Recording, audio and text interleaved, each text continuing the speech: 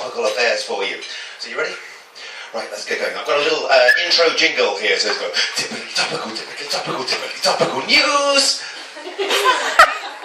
I'm just going to start like that. Right, what's been in the news this week? Tesco's, yesterday, last night in fact, they announced yet another of their products has been found with horse meat in it. Only last week they had full-page adverts saying, we're sorry, and that, and a lot of people now are just saying that Tesco's are just doing too much product range. In fairness, I've got my mobile phone contract with Tesco's. It's really fast. It's one of those 4GG ones. The groan. Right, there we go. Proper English groan. I'll take it. Newsflash. And you thought my jingle was shit. Newsflash. Food Standards Agency have found up to 29% horse meat in all stand-up stairs. Oh, well, that one went really well. We'll try that one again later. Let's moving on. For those people who are addicted to iPhones and iPads, I'm just going to do this every time we move along. Right, okay. What's it? Chris Hume and Vicky, I'm going to take that bastard down price. I know those Greek names are really difficult, aren't they? They got sentenced for 8 months. 8 months. They won't do 8 months, of course. They'll be out in time for Justin Bieber to go on stage. Yeah, I know. To be honest, I'd rather do the full 8 months. A terrible waste of 2 very promising careers. Chris Hume had huge political potential. He blew most of it when he joined the Lib Dems.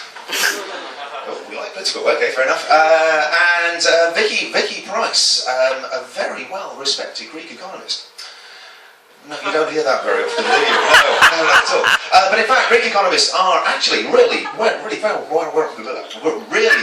just going to rewind it. Okay, we did it. Greek economists are really well respected. You can't tell them anything about economic. I'm just going to. Sorry. Good, right. Well, Vicky Price, a really well respected Greek economist. It's even worse second time around. Don't worry. How long have you got for this gig? Right.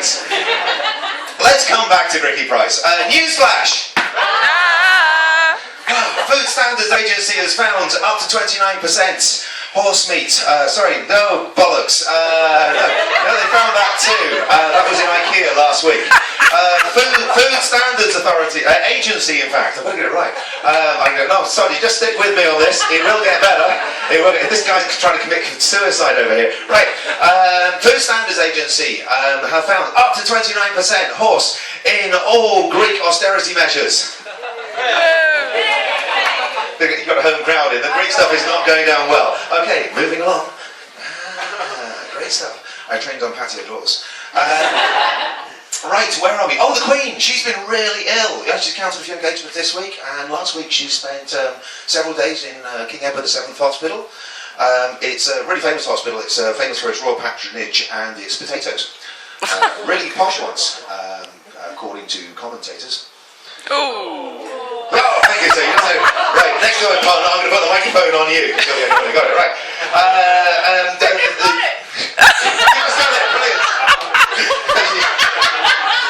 Welcome to England.